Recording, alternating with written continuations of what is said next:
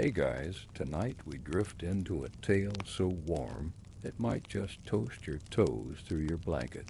You're Apollo, yes, that Apollo, the golden god of light, poetry, archery, and let's be honest, looking incredible in every statue. But right now, you're not flexing on a marble pedestal. No, you're waking up to the most boring celestial grind in mythological history, your eternal day job. Spoiler, you probably won't survive this dot, so before you get comfortable, take a moment to like the video and subscribe, but only if you genuinely enjoy what I do here. And hey, let me know in the comments where you're listening from and what time it is in your corner of the world. Now, dim the lights. Maybe turn on a fan for that soft background hum. And let's ease into tonight's journey together.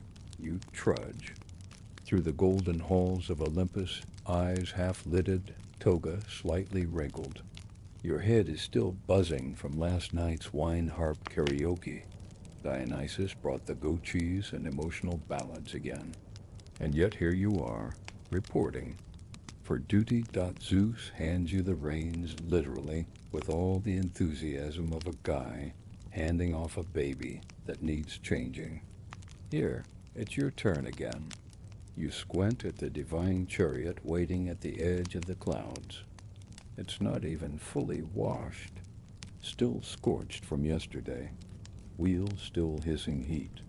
And those horses, those flaming, overdramatic beasts are already whining for ambrosia oats and muttering about their overtime hours. Again, you try, just once, to protest. Couldn't Helios take today? I've got a prophecy backlog and my lute strings snapped. But Zeus just raises one sparkly eyebrow. Helios switched to night shifts. He's doing moonlight poetry slams with Selene now. You're our full-time solar operator. Congratulations. And just like that, you're trapped. Again, you sigh, stretch, and heave yourself up onto the scorching chariot seat, which, fun fact, is exactly as comfortable as sun-baked marble underwear. The reins pulse in your hands like they've been caffeinated. The horses snort fire. One bites at the clouds. It's 6:02 a.m. mortal time, and you're already done with the day. You jolt into motion, streaking across the sky like a flaming Uber.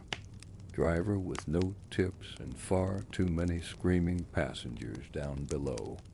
Because yes, people on Earth do scream when the sun jerks sideways. Below you, a sleepy shepherd in Crete glances up, sees the sky pulse orange, and mumbles something about angry gods. He's not wrong. Meanwhile, up here, you're dodging migrating geese, low-flying nymphs, and the occasional selfie stick from a demigod tourist floating too close to Olympus. Sensory overload is your new normal. The sky smells faintly of burnt cinnamon and desperation. The clouds aren't fluffy, they're sticky, like divine marshmallows someone left out too long. One clings to your sandal. You swat it off in the heat. You'd think being the sun god would give you immunity, but no. The divine union contract clearly states exemption from own power output. Denied. You sweat like a mortal in a sauna during tax season. Your chariot bucks slightly, tipping left. Below, Egypt frowns. You correct the course. A pharaoh takes credit for the sunrise. Classic. Now here's the weird part. Historians still argue whether you were always in charge of the sun, or if this was some weird demotion. Some scrolls say Helios drove the chariot first. Others insist it was always your gig. No one agrees. Not even the marble busts in the museums. They're too busy looking majestic. But the truth, you got stuck in it, probably during that big divine reshuffle when Athena took over urban planning and Dionysus started a vineyard/therapy retreat. You, the radiant golden boy, got slapped with the ultimate 9-5 dots you pass over Babylon, where priests are scribbling down planetary movements with shaking hands. One points to the sky and faints. The heat wave you left behind? Yeah, sorry about that. It's your first week, and the chariot brakes are still unpredictable dot as you roll into late morning. You try to find a rhythm. Pull with the left, rein with the right. Avoid flying tortoises and spontaneous ballads from passing sirens. You even hum a little tune to yourself, something slow and sleepy, a bit of a lullaby for yourself, really. The horse has grown. That. Again? They whinny telepathically. No one asked you, Pyriclops, you mumble back, and then there's the mortals. Always watching, always interpreting. You blink, and a farmer in Gaul invents sun worship. You sneeze, and someone in Anatolia builds a fire temple. You hiccup, someone names a constellation. The pressure is relentless. You wish, just once, you could glide through the day unnoticed. But no, every movement becomes mythology. Every sunbeam turns into a symbol. A shadow crosses a vineyard in Sicily, and suddenly there's a festival in your name. Again, you glance back. A searing trail of gold scorches the sky behind you. It'll cool eventually, but for now it's bright enough to blind an oracle. Somewhere in Sparta, a child screams at the sunlight and swears vengeance. In your name. How flattering. You're only halfway through your first full shift. Onward you go, through noon heat, over smoggy trade routes, past humming crickets and frowning druids.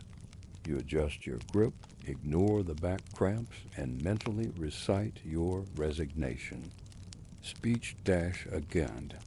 But Olympus doesn't take letters, only scrolls, wrapped in laurels, delivered by doves. And your last dove got scorched in a tailwind last week, dot. So you keep flying. The afternoon stretches endlessly ahead. The golden reins tug.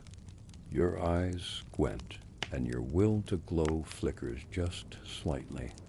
Just 4,000 more years to go. You land the sun gently behind a Roman olive grove. Heart pounding like you just jogged across time zones, and you kind of did. The fire horses sigh, panting flames into the twilight as you steer the chariot into a lazy loop for the descent. Another full solar lap complete. But just as you're about to park it behind Mount Parnassus and sneak off for some well-earned harp practice, or maybe a cheeky goblet of pomegranate wine, she appears. Hera. Queen of the gods, CEO of Olympus. She steps out from behind a cumulus cloud like a passive-aggressive thunderstorm in a perfectly tailored peplus. Her clipboard glows faintly. Not a good sign. Apollo, she says, not looking up, we need to review your time logs. You freeze halfway through dismounting your still-smoking chariot. Time logs? She flips a golden page with a flourish. Sunrise was 3 minutes late over the Aegean. Again. You want to say it's because of a griffin traffic jam near the Straits of Gibraltar, or because your horses had a collective meltdown when they smelled burnt figs. But Hera does not care for excuses. Hera invented divine bureaucracy.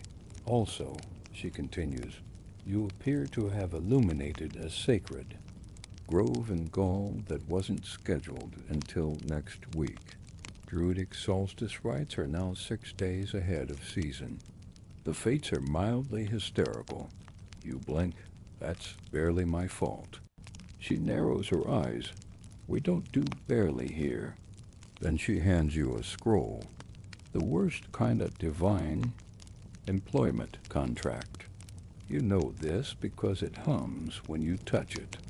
Ambrosia ink, embossed with ceremonial feathers, stamped in molten gold. The kind of document you can't ignore or accidentally drop into a volcano. The terms are outrageous. Eternal sunrise duty. No paid leave unless there's an eclipse. No chariot upgrades without 6-month notice. A performance review every solstice. And worst of all, mandatory attitude recalibration sessions. If your glow dims more than 6% over a month, you raise a hand. Do I at least get dental? Sun gods don't need teeth, she says, not looking up. Sign at the bottom. You try to pull the old I'm the son of Zeus card, but it turns out she's also married to Zeus, and far scarier. So you sign. The scroll evaporates into lavender smoke and leaves behind a faint smell of bureaucracy and olive oil. You are now officially the full-time, no vacation solar director of daylight operations. Forever, you take the long walk back to your cloud hammock. Everything smells like burnt horsehair and divine disappointment. Along the way, Hermes zips by, holding 10 flaming scrolls and giggling. Tough day, Sunbeam? You grunt. Want me to forge you a backdated sick note? He winks. Only cost a couple of laurel wreaths and your eternal loyalty. You pass. Back at your quarters, you flop down onto your sky cushion. It sighs under you. You stare at the ceiling, which glows faintly with embedded stardust standard Olympus decor. And you try to remember the days when you were just a carefree godling, frolicking through laurels and charming muses with your lyre. Remember that? No flaming chariots, no celestial burnout. Just you, your perfect curls, and enough divine swagger to make Narcissus jealous. But not anymore. Now you've got charts, you've got quotas. You've got seasonal mood lighting responsibilities. And you've got Hera. You roll over. Somewhere a thundercloud grumbles ominously. The next morning, you drag yourself up early because now you're being watched. Hera installed divine time tracking. Every second of your sunrise is being logged and compared to ideal chariot trajectory curves. You're even getting feedback scrolls in the mail. One says, consider more consistent golden hour angles. Mortals complain of uneven Instagram lighting. You snort, loudly still. You obey. You stretch, bridle the fire horses, and grumble. Something inspiring as you blast into the dawn. Mortals cheer. Birds sing. A philosopher in Athens stares at the sky and has an existential crisis about shadows. One Egyptian high priest declares you reborn. Again, you're halfway through your second shift when you spot something new in the sky. A divine performance improvement chart floating beside you, updating live. Apparently, you're underperforming in the sunset glow satisfaction category. Thought you want to fling your lyre into the stratosphere. You make a loop over Persia, trying to cheer yourself up with some morning mountain views, when a messenger nymph buzzes in. Memo from Hera, she chirps, handing you a scroll and vanishing in a puff of lotus. It reads, Subject, Sunbeam Calibration Update. Please ensure the solar flare temperature remains under 5,000 degrees Kelvin over desert. Regions to avoid mortal complaints. Also, kindly refrain from freestyling the sun path. Your loop-to-loop over Corinth yesterday caused a farmer to invent heliocentrism too early. You groan? That guy with the goat? You were just trying to entertain his sheep. Now you've messed up centuries of cosmology. And the worst part? Historians still argue whether that moment was the actual beginning of the shift from geocentric models.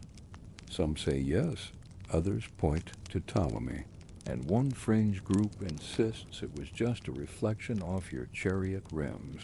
Either way, it's on your permanent record now. So you stick to the line. No more loops, no improvisation. Just the dull, steady burn of celestial responsibility. At sunset, you glide down like a polite meteor. Park the chariot exactly 0.3 cubits from where Helios used to, and file your mandatory sun completion scroll with a sigh. You walk back to your quarters under a faint drizzle of twilight. Your muscles ache. Your glow flickers slightly. One of the horses is still humming something annoying. And the stars, they're already whispering about your dimmer period. Welcome to Olympus, where burnout isn't metaphorical, it's your entire job description. The next morning, the chariot seat is still warm from the previous day, which is both impressive and disgusting. You brush off a bit of burnt comet ash and try not to step in anything left behind by Pyroclops, your grumpiest flame horse who has developed a new habit of flaming rear kicks. It's day 3 of your new eternal job, and the novelty has worn off harder than the bronze armor you forgot to wear that time you flew too close to Carthage. Today, you attempt optimism. You hum a tune. You put a little flourish in your sunbeam entry. You even wave at a few startled fishermen in the Aegean as you pass. They drop their nets in awe. Or terror, same result. But then it begins. Mortals, complaining, the first comes. And via thunder mail, an olive-scented scroll launched straight into your chariot's lap. To Apollo, from the concerned citizens of Corinth. You groan. That's never a good opening. The scroll reads, Dear Glorious Flaming One, we assume that is the correct title. We, the undersigned, respectfully request you reduce sun intensity between noon and 2 o'clock. Several of our goats have fainted. The wine has turned to vinegar. Also, we now suspect our olives are spontaneously combusting. Warm regards, the Committee for Cooler Days. You sigh. You didn't ask to be a thermostat. Just as you crumple the scroll, another hits you in the temple. This one is from a tribe near the Danube. They're mad the light reflected off your chariot into a cave and caused what they believe to be a ghost bat uprising. You don't even know what that means. A third scroll is charred around the edges and written in angry cuneiform. It's from a Babylonian priest accusing you of irregular dawn behavior. Apparently, your sunrise was 6 seconds off, and now their sacred incense rituals are totally misaligned. One temple goat ran in circles for an hour. Big drama. It's official. Earthlings are the worst. You're literally dragging a ball of plasma across the heavens for them, and they're worried about sweaty goats and flickering shadows. A peasant somewhere even tries to sue you. You catch wind of it from Hermes, who zips by mid-shift and laughs so hard he nearly drops his winged sandals. Some guy in Anatolia says your chariot wheel scorched his wheat. He snorts. Filed a complaint with Hades. Hades. You blink. That's not even my jurisdiction. Hermes shrugs.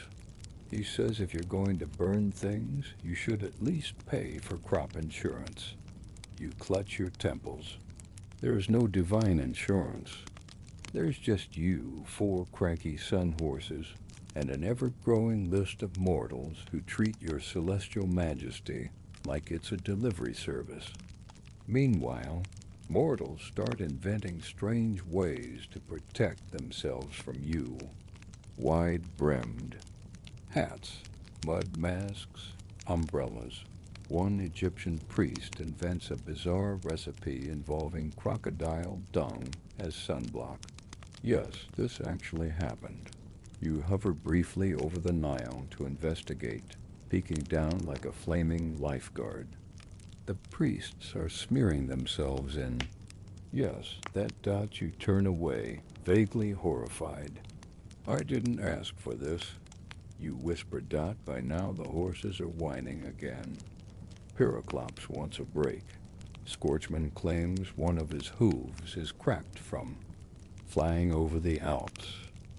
You barely hold them in line as you soar over the Mediterranean.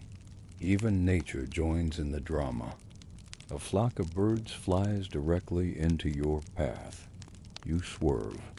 A dolphin leaps too close, probably hoping for divine enlightenment. You nearly lose a rein. Back on Olympus, you file a complaint scroll about the aerial congestion. It is, of course, returned with a polite note from Hera. Thank you for your input. Your feedback has been filed directly into the abyss. At sunset, you decide to get creative. You experiment with different lighting angles. Cast a few extra golden rays over Athens. Try a soft fade in Mesopotamia. Somewhere in Gaul, a druid interprets this as a sign to start wearing feathers. You regret everything still. You manage to land the chariot without bursting a mountain. Into flames, barely.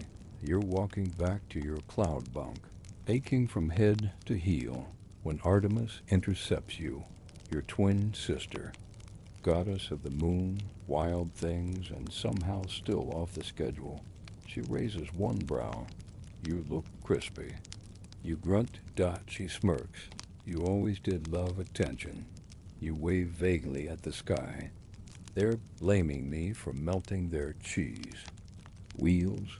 She leans against a cloud. They also think you're a miracle. Farmers pray to you every morning. Artists paint your glow. Oracles name drop you constantly. Yeah, you say?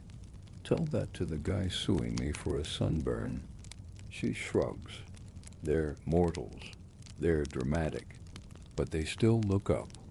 And it hits you as you stare into the cooling sky. Your day job might be relentless, but in a strange way, it's worship. You are burned into poems painted on pots, whispered in prayers. Even your worst sunbeam mishaps become legends. Historians still argue whether this is the origin of solar deities being loved and feared. Why so many cultures saw the sun as both a blessing and a curse? Maybe they were onto something. You glance toward the horizon, where dusk curls into velvet blue. Somewhere below, a family lights candles at a shrine with your name etched into the base. Maybe they're not all the worst, just most of them. The next morning arrives far too soon.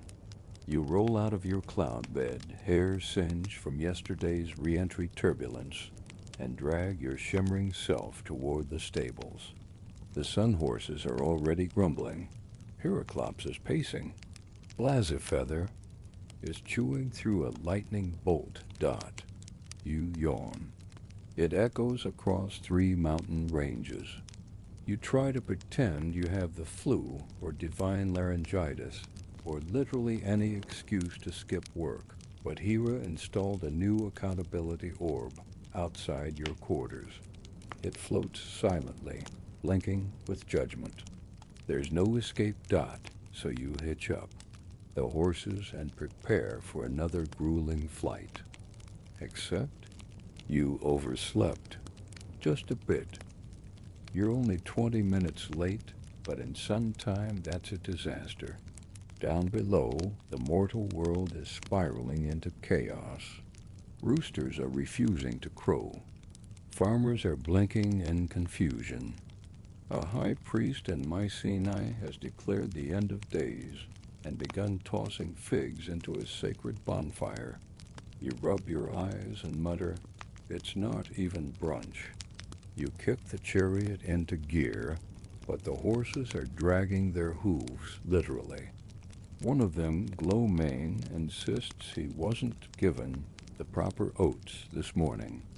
Another complains that the pre-flight blessing from Hestia didn't feel sincere enough. You finally launch upward, a bit lopsided. The chariot wobbles. You correct it, barely, but not before casting a wiggly sunbeam over the entire Peloponnese. A poet down there sees it and writes an ode about the weeping of the golden god. It becomes wildly popular. Misinterpreted, of course, your late start creates a ripple effect. In the Indus Valley, timekeepers panic. The official sundials register nothing. Children start chanting nonsense to try and summon back the light. God, one kid invents a dance. It's frankly adorable, but very off-tempo. Meanwhile, in Babylon, the priesthood convenes in full alarm. They scribble frantically onto clay tablets. This is not normal. And of course, historians still argue whether this strange late sunrise marked the beginning of humanity's obsession with punctuality. Some claim it was the catalyst for the first true clock. Others believe it was a mythological metaphor for seasonal cycles. A few fringe scholars insist you simply got stuck in a cloud and no one should read too deeply into it. But you know the truth. You just overslept. You finally reach your standard cruising altitude and try to stabilize the sun. The horses are throwing tantrums. Pyroclops sneezes fire, nearly igniting a coastal forest in Phoenicia. You redirect your beam just in time, and that's when Hermes appears again, skating across a lightning rail and laughing his sandals off. "Rough start, sunshine?" He cackles, doing loop-de-loops. You groan. "Don't you have errands?" "I am doing errands," he replies, delivering complaints. "You're 5 scrolls behind? Hera's got them color-coded now." You snatch the scrolls from him with one scorched hand. They range from, "Why is it too hot in Thrace?" to, "Can Apollo turn down the brightness during funerals?" The final scroll reads, "Dear Lord of the Sun, please illuminate my cabbage field more evenly. The northern side is wilting."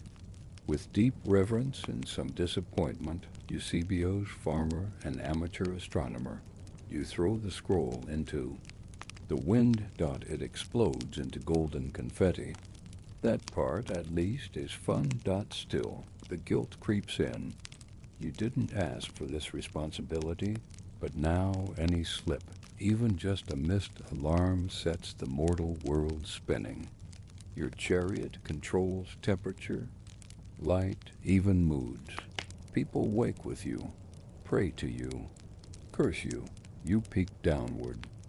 A young girl in Delphi is lighting incense and mumbling your name.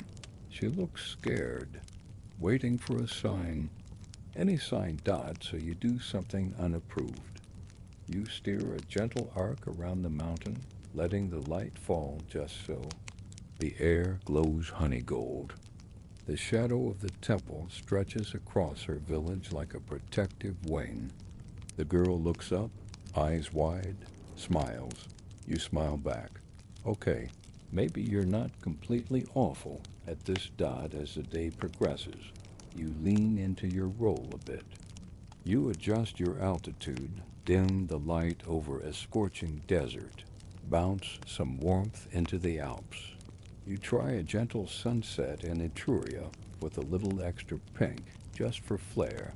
A bard sees it and composes an epic. He rhymes twilight with grape bite. You roll your eyes. You land your chariot right on schedule for once. Hero's orb blinks green in approval. A miracle, but that night you're exhausted.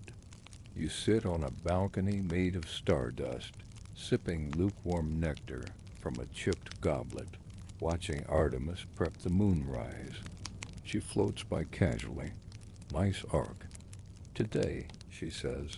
Thanks, you mumble. You overslept, didn't you? You nod. She shrugs. They lived, mostly. Do you think they hate me? She pauses, then gestures to the mortal world. Tiny fires flicker in your honor. Children tell stories of how you once wrestled a fire lion to make dawn come faster. Not true, but cute. They don't hate you, she says. They just really need you. You exhale. Your breath glows faintly gold. You stare into the stars, which blink back like 1,000 judgmental fireflies. This job is ridiculous, but it's yours. And tomorrow you'll try again. You're halfway through a yawn when the thunderclap hits boom, your bed made of woven. Moonbeams and laurel-scented clouds shakes so hard it spills your nectar tea. You groan, roll over, and try to ignore it. Maybe it's just Dionysus throwing. Another rooftop vine rave, but then a voice booming, dramatic, and unmistakably divine shouts. Apollo, wake up. Your son stole the chariot. You sit bolt upright. Wait, what? In a blur of sandals, scrolls, and half-brushed curls, you bolt outside only to see the golden tail of your solar chariot already disappearing into the distance. The sun is jerking up into the sky in a zigzag motion, like a drunk starfish trying to draw a straight line. Oh no. Oh yes, Hera says from behind you, arms crossed. Phaethon took it. Said something about proving himself. I told him. Not to, but you're his father. You don't need the reminder. You're already summoning your emergency Pegasus ride. You know this was coming. Phaethon's been sulking around Olympus for weeks, whispering to nymphs and arguing with River. Gods about whether he's really divine. All because some mortals questioned if he was actually your son or just some overly tanned charioteer with good hair. So, naturally, his answer was to hijack the sun. You squint into the sky. The solar horses are spiraling. The light is flickering, like a faulty torch. Below, a temple priest is so startled he drops an amphora. It smashes. Somewhere in Asia Minor, a mountain lights on fire. You wince. Phaethon clearly doesn't know how to steer. And here's the kicker. Historians still argue whether this wild solar mishap is why entire climate patterns shifted that century. There's clay tablet evidence of crop failures, sudden droughts, even odd animal migrations. Scholars debate the correlation. You know the truth. It's your teenage son, Joy, riding through the heavens. You mount the Pegasus midder, chase after the chariot, and try not to scream. You can hear Pyroclops, the angriest of your horses, neighing frantically. Sparks rain down on a Mesopotamian orchard. Trees burst into flame. A shepherd cries. You catch up around midday. The sky is absolutely chaotic. Sunlight zigzags in erratic waves. Down below, half of North Africa is spontaneously combusting. That'll be fun to explain at your next performance review. Phaethon, you shout, flying alongside. He looks up wild-eyed, exhilarated, and completely over his head. Dad, he yells. I'm doing it. The chariot dips dangerously. The sun blinks. Somewhere in Gaul, a druid faints. Nitrogen monoxide. You're not, you bellow. Pull up, pull up. He yanks the reins. Bad move. The chariot lurches upward. The light grows blinding. A volcano somewhere cracks from thermal shock. Mortals fall to their knees. Prophecies get scribbled so fast, one oracle dislocates her wrist. You manage to intercept him over the Caucasus. You swoop in, grab the reins, and wrestle the horses into control, your body glowing with frustration, and residual flame. Phaethon stares at you, panting. I just wanted to prove unlike you. You land the chariot hard on a cloud bank, the horses kicking and panting. You're not me, you say, trying to keep your voice calm. You're you. You're 15. You can't even steer. A harpy, let alone the sun. He looks down. So I'm not divine? You sigh, sit beside him. The sun simmers in the background. Being divine isn't about showing off, you say, more to yourself than him. It's doing the same thing every day, even when it's boring, even when no one thanks you. And yes, even when mortals send you angry scrolls about their cabbages. He blinks. You do this every day? Every single day, you mutter. And now, thanks to his little stunt, you've got about 5 regions on fire, 3 empires, an existential panic, and at least 1 mountain that's now permanently glowing. It's going to take some serious PR to fix this. Zeus gets involved, of course.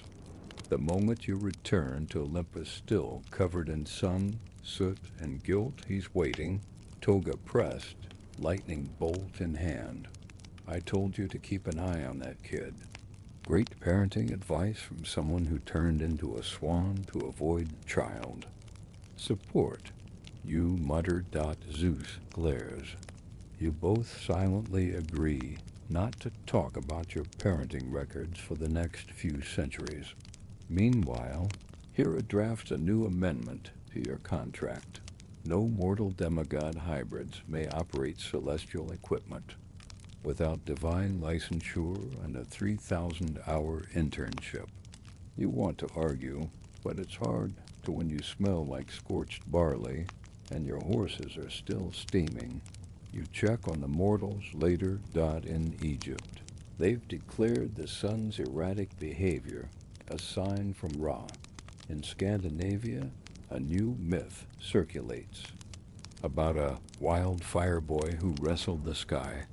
In Ethiopia, stories emerge of the sun, God's son, who brought light too close to the earth. Some call it a blessing, others a curse. The Sahara, still on fire in places. Sorry about that. You watch it all, perched atop a thundercloud, sipping lukewarm ambrosia, and wondering what kind of therapy Dionysus would recommend for cosmic disappointment. You'll probably need it. Because tomorrow, you've still got a job to do. Sunrise doesn't wait for divine drama. You try to implement a little sanity, a schedule maybe, a sense of structure, something to make this ridiculous job feel less like eternal punishment and more like, well, less eternal punishment. So you try. Themed days. You call the first one Solar Spectacle Monday. You throw in a couple of extra sparkles, add a soft gold shimmer over the Nile, and paint some accidental rainbows into the Aegean. A shepherd in Thessaly immediately falls to his knees and begins reciting verse. An artist in Thebes names you Lord of Light and Weekend Mood. You feel okay about it. Tuesday is worse. You try Twilight Tuesday, easing gently into dusk with a longer, moodier sunset. You loop the chariot wide over Italy, letting your horses slow to a lope. In Rome, a poet has a crisis and calls it the melancholy of the gods. That poem will be read for centuries. You didn't mean to inspire anything your horses were. Just tired dot by Wednesday. You've run out of ideas. You scribble Wild Card Wednesday on your planning scroll and decide to throw caution into the cloud bank. You zigzag over Gaul, perform a tight golden spiral over Troy, and create something mortals will eventually call the sun dog phenomenon. Of course, the sun dogs freak everyone out. A group of terrified Macedonians invent a ritual involving goat bells and frantic chanting. You realize maybe you need to pull back Thursday. Throwback Thursday. You dip the sun lower than usual to imitate what Helios used to do back in his day. This causes confusion in Babylon, where the sun is now 4 degrees off what their star charts predicted. A royal astrologer faints dramatically into a bowl of pomegranates. Friday, you're tired. The horses are irritated. Your glow is flickering. So you try something ridiculous, disco ball day. You angle the chariot wheels to refract light into 1,000 little flecks. You loop over Thrace, throwing glittering solar beams in every direction. It's like you turned the sky into Studio 54. You hum a little beat. Even Pyroclops seems to trot more rhythmically. You fly over Egypt and accidentally create a solar strobe. Pharaohs declare it divine prophecy. Priests begin carving spinning discs onto temple walls.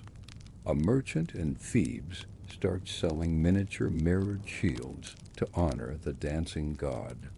You realize too late that you've disrupted the entire Nile calendar by 3 days. Farmers now think it's planting season. It's not. Not even close. Then Ray shows up. You don't hear him coming. He's a stealthy god. All calm power and 1,000-yard sun stares, but when he lands beside your chariot mid-flight, the temperature drops 10 degrees just from the shock of his disapproval. Apollo, he rumbles. His voice is deep, warm, slightly condescending. Ra, you nod, smiling faintly. Just trying to keep things fresh. You made the sun strobe. You cough. It was artistic. You made it blink, Apollo. A blinking sun. People were terrified. There was goat screaming. They scream anyway, you mumble. Ra narrows his eyes. You've turned our shared celestial responsibility into interpretive performance art. You want to say something snarky. Maybe a joke about pyramid Wi-Fi. But Ara is older than your job. Older than most gods. His feathers don't ruffle easily, but when they do, well, he once scorched Libya over a bureaucratic hiccup. That's not a joke. I'm sorry, you say, genuinely, this time Ria nods. We bring light, not chaos. That's Dionysus' department. Then, just as silently as he arrived, he soars, off riding what you think is a flaming falcon and trailed by glowing ibis spirits. Show off Dot, you drop the disco angle. Permanently Dot by Saturday, you're exhausted. The horses are cranky. Your chariot has a wobble in the left wheel. And somewhere in Mesopotamia, a priest sends up another complaint scroll with the words, "Please stop confusing the gods with optical illusions." We have enough, so Sunday becomes silent shift. You stick to the basics. A clean rise, a smooth arc, a gentle set. No sparkles. No surprises. Just the sun. Steady. Dependable. The way it used to be. And it works. Mortals don't faint. No goats combust. Farmers go back to grumbling instead of praying. You land the chariot without a single crash or scroll to the face. But even then, you get a letter. This one's from a little kid in Athens. It's written in sloppy wax pencil on wax tablet, delivered via a sleepy dove. Dear sun god, can you make the sunrise extra gold tomorrow? It's my grandma's birthday. She really likes gold. Thank you. Nikos, you sigh, smile, and tuck the note into your belt. Just when you think they all want consistency, one mortal kid reminds you why you try to make the sky beautiful. You promise yourself you'll make tomorrow extra golden. Historians still argue whether your playful sun variations during this time are the reason some early calendars are inexplicably chaotic.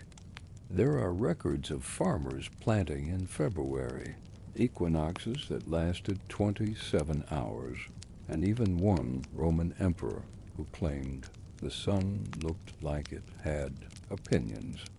You don't remember doing that, but you probably did.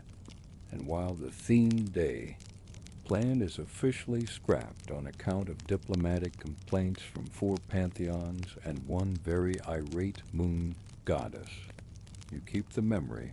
Sometimes you can make your boring job a little weird dot, just maybe not so disco. It's the 5th century BCE, and you're flying low over the eastern Mediterranean when you notice something odd. Mortals are looking up at you with calculations. Not prayers, not songs, not even confused screaming. Just math. You shiver. Below. A philosopher in Miletus is measuring your angle with a stick in the ground. A student is squinting at your arc through a hollow bone. Someone else, possibly blindfolded, is drawing triangles in the sand while mumbling about divine geometry. You slow your chariot slightly. What is happening? Then you see it. A sun clock. Big one. Mounted to a temple roof. All bronze and smug angles. Pointing at your every movement like it's trying to predict you. Nope, you mutter. I don't like that. The mortals have started to study you, record your paths, document your dips and rises. They've even come up with terms like solstice and equinox. You were just flying based on feel, like jazz. But now there's charts, calendars, forecasts that you veer sharply over the Aegean, trying to throw off their readings. A scholar in Rhodes gasps as his sundial spins out of alignment. Victory. But 2 cities over, another one builds a bigger sundial. They're multiplying, you whisper. Soon, entire empires are basing agriculture, festivals, and marriages on your schedule. A Babylonian astrologer carves your chariot paths into clay. The Persians start mapping lunar phases to predict your moods. The Mayans haven't even met you yet, and they're already ahead of the curve. Worse, historians still argue whether this was the dawn of astronomy or just the beginning of divine micromanagement. Were the mortals truly discovering science, or just trying to tell you how to drive? You try a wild swerve over Thessaly. 3 scribes update their notes and nod in agreement. Someone calls it a solar fluctuation. It's official. You can no longer even be chaotic without it becoming someone's thesis. At lunch, you take a break on a particularly fluffy cloud. You're slumped in the chariot, Periclops chewing lazily on a thunderball, when Athena glides over on a wind current, sipping something green and glowy. Your Job's getting bureaucratic, she says, smirking. Mortals are charting me. You mutter. She laughs. Welcome to the ancient sciences. You're not just a god anymore, you're a data set. You bury your face in your hands. I didn't sign up to be math. You did, technically, she muses, when you became the embodiment of harmony, and order should have gone with chaos, like Dionysus. Nobody charts wine. You scowl. Worse still, some mortals are starting to predict eclipses, which is very rude, because those used to be surprise celestial events that terrified entire empires. Now they're scheduled, marketed even. Gather round, children. The sun god shall vanish at precisely 2:12 p.m. Give or take a minute. You can't even disappear dramatically anymore, Dot, so you get petty. One morning, you delay sunrise by just 8 seconds. That's all. Barely noticeable. Unless you're an obsessive temple priest with a very expensive shadow measuring stick. Which, of course, he is not in Athens. A philosopher panics and rewrites an entire lecture. A chorus of oracles claims you're mourning something. A neighboring village immediately sacrifices a goat. And across the sea, someone builds a shrine called the House of the Hesitant Sun. You feel briefly powerful again, but then they recalibrate. They always recalibrate. They invent corrections. Adjust for atmospheric conditions, one mutters. Factor in equatorial tilt, says another.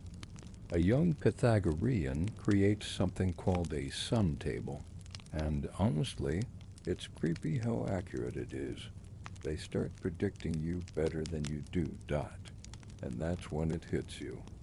You're no longer a mystery. You're a schedule. You've become a calendar. Your glow flickers in dismay. You glide quietly over Sicily, watching as farmers time their plowing to your arc. Children are taught to memorize your rises and sets. A woman tells her baby, the sun god loves you. It's why he shows up. Every day at 6:12.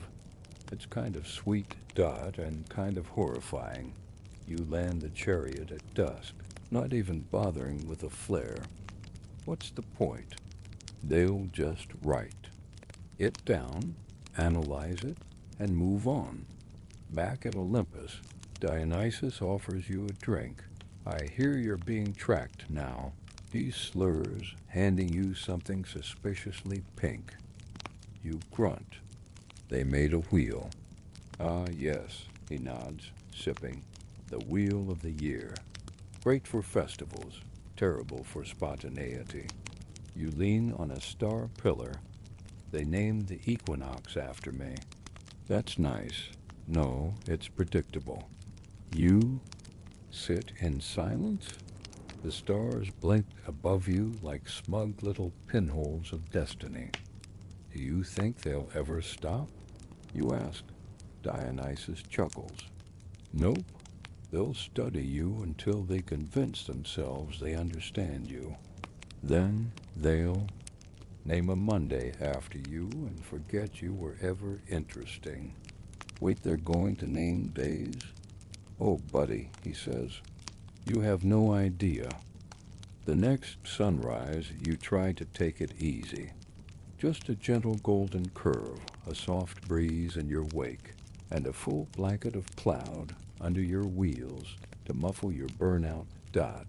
But no sooner do you crest the eastern horizon than you're nearly blinded by a beam reflecting off something unnatural. You squint, Dot. Is that ... a mirror? You blink hard. A cluster of mortals on a mountaintop are angling shiny bronze discs at the sky, bouncing your light around like kids with a divine laser pointer. Below them, a crowd cheers every time a flash hits something distant. A goat bolts off a cliff. The mortals applaud. By the muses, you mutter, they've invented sun games. Worse too, cities are competing over who can use your reflection to set fire to enemy haystacks.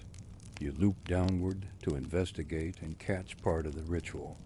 Dot, dot, dot, and to you, bright Apollo, we dedicate this siege engine, this gilded reflector, this weapon of gleam and justice. They're weaponizing you. Somehow they've convinced themselves that harnessing your divine light into military optics is a sacred act. One guy calls it solar vengeance. Another just yells fire from the sky. Before launching a catapult, you redirect your beam away in panic, but not before a thatched hut in the distance lights up like a torch. You wince. A philosopher below swears he saw your face in the clouds. He immediately begins carving it into a marble column. It doesn't look like you. At Old Dot by midday, 3 more cities are trying to aim you. Some even build giant mirrors to communicate with the heavens. You'd be flattered if it weren't for the fact that one of them starts sending what they call sky letters, full essays flashed in Morse code using polished shields. You don't even read Morse dot, and now historians still argue whether these sun-reflecting rituals were a precursor to solar engineering or just really enthusiastic synchronized sun worship. Some believe Archimedes designed one of the first solar death rays during a siege. Others say it's just legend, invented centuries later. You know the truth, Dot. It totally happened. And you hated it. You try to make yourself less reflective. You dim your chariot rims. You adjust your angle. But mortals are clever. They build taller towers, more polished dishes. One guy even straps a mirror to a bird. It doesn't work, but points for effort. That night you storm back to Olympus, charred, stressed, and covered in signal flashes. Artemis greets you with a grin. You're glowing. I'm being used, you grumble. They're trying to burn each other with me. Technically, that's your fault, she says, sipping moon water. You're the one who rides around like a blazing sky god with dramatic flair. You throw yourself onto your star hammock. I am dramatic flair. She pats your shoulder. Exactly. You've grown into your arm, Dot, by the next morning. The mortals have calmed down mostly because half of their polished bronze melted in the heat. But you're not done dealing with weird. Now, they're writing plays about you. One in particular catches your attention in Delphi. It's a full-scale tragedy called The Flaming Sun, a reckoning in 12 chariots. You hover over it, curious. The lead actor is painted gold. He wears a paper-mâche sun hat the size of a chariot wheel and cries constantly. At one point, he shouts, "Alas, I am but a prisoner of my own blaze. Who shall pity the shining one? Forever bright and alone, you blink.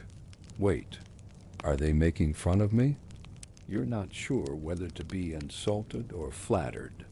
The audience is sobbing. One woman passes out. A goat begins bleating in rhythm with the chorus. You fly off before curtain call. You can't handle the emotional responsibility of being everyone's. Tragic celestial icon. Dot, by now, your divine inbox is overflowing. Scrolls keep arriving, requests, reports, reviews. One reads, "To the illustrious Lord of the Sky, please lower your elevation over our vineyards. The grapes prefer a softer roast." Another is simply, "Can you make my ex's crops fail? Thanks in advance." Ariadne, you wish you had that kind of pettiness clearance. You try to delegate. You ask Hermes to reroute complaints to a new department, the Bureau of Solar Affairs. He agrees, then rebrands it into a prank mail service. Someone receives a scroll that says, Apollo has approved your third son. Prepare your shadow sacrifices. Chaos ensues. That evening, during your post-sunset, cool-down flight over the Adriatic, a faint flicker appears to your left. You glance dot, it's Helios, the original sun driver, long retired. Looks like he's taken up cloud gardening. He glides over, eyebrows raised. They're burning each other with your reflection, he says casually. You exhale. I noticed. You ever think about quitting? Every afternoon, between Iberia and Libya, he nods sagely. You'll get used to it. Used to what? Their endless cleverness, their worship, their war, their theater, their scrolls, their pigeons. You glance down. A child is drawing you in the sand with a stick. I kind of liked it better when I was mysterious. Helios chuckles. Mystery fades, but duty sticks, and sometimes so does all. You land your chariot quietly that night. No flares. Number. Loops. Just a long, slow descent into evening dot. The mortals don't need a performance today. They just need light. And despite everything, you're still the one who brings it. It's been centuries now, at least in mortal years, and you've entered a strange rhythm, not quite comfort. Definitely not excitement, just endless repetition with minor variations. You rise. You burn. You descend. You eat lukewarm ambrosia. Repeat. Some days feel like they blur into each other like one long celestial commute with slightly different lighting.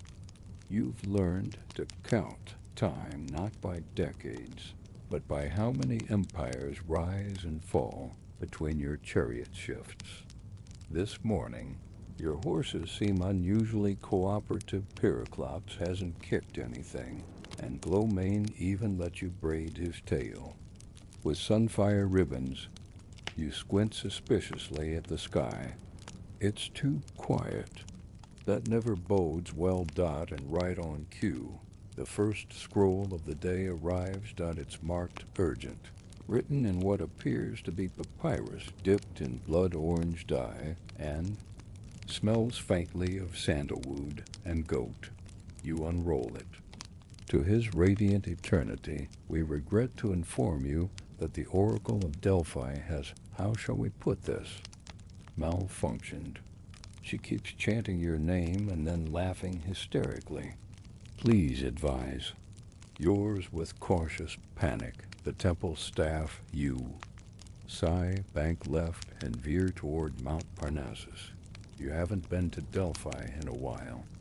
It used to be your favorite haunt-wise words, nice incense, reasonable goat-to-priest ratio. But lately, things have been off. You arrive just in time to hear the oracle covered in gold, dust, and sweat declaring, Apollo rides a chariot of fire made of cheese. Everyone gasps. You blink. What? She bursts out laughing, then passes out in a cloud of laurel-scented vapor. A nearby priest turns pale and whispers, she knows things. You clear your throat. Pretty sure she doesn't. Another priest is sketching something that suspiciously resembles a flaming wheel of brie. You tap out a gentle solar pulse, a divine reset of sorts, and the oracle sighs in relief, whispering your name in a tone that's half reverence, half exhaustion. As you ascend back into the sky, you realize something troubling. Mortals don't just worship you anymore. They expect you to explain everything. Crop failure? Must be Apollo. Solar eclipse? Ask Apollo. Sudden political scandal? Clearly, Apollo is angry. A woman in Corinth even claimed she heard your voice in a puddle. You try not to take it personally. You thought being a celestial body meant you got to shine and pose dramatically. You didn't know you'd become a cosmic customer service line. And honestly, you're starting to feel it. Your glow is slightly dimmer. Your aim is a little off. Yesterday, you accidentally singed a goat just by frowning. Even the horses seem tired that you consider asking for time off. Maybe a short leave of absence? One solar cycle to recharge? You bring it up at the weekly Divine Operations meeting. Poseidon arrives late, soaked and smug. Hestia brings snacks. Dionysus is asleep on the ceiling. You clear your throat. I was wondering if I could take a few days off. Maybe just hover instead of blaze. Zeus narrows his eyes. You're the sun. Yes, but I'm tired. You can't just stop being the sun. But Helios got to retire. Zeus shrugs. Different union. Also, he didn't have a son crash the company car. You look to Athena for backup, but she's busy inventing something called math homework. You're on your own dot, so no brake dot back in your chariot. You feel the weight settle on your shoulders. Literal flaming weight. You don't even flinch anymore when birds spontaneously combust in your SLIPSTREAM dot somewhere near Crete. You spot a young woman scribbling a poem in the dust with a stick. You hover, just enough to read it. O golden god who never rests, do you burn for us, or just because you must? You don't have an answer. Historians still argue whether the poems and prayers from this era marked a shift in divine perception, from awe and terror to something more tender. There's evidence of lullabies sung to the sun, of paintings depicting you not as a stern god, but as a weary brother, a glowing guardian. You don't know what to make of it. They're seeing through you now. Not just the fire and light, but the fact that you're always there, that you have to be dot. It's not glamorous. It's relentless. And sometimes, when you land the chariot at night and watch the stars blink on like quiet applause, you wonder if anyone ever thinks maybe he's not blazing because he wants to. Maybe he's just showing up because that's what the sun does. Dot, you stretch your arms, aching in places that divine muscle isn't supposed to ache, and drift down into the evening. With less flare than usual. Dot, tomorrow will come, and you'll rise again because you always do.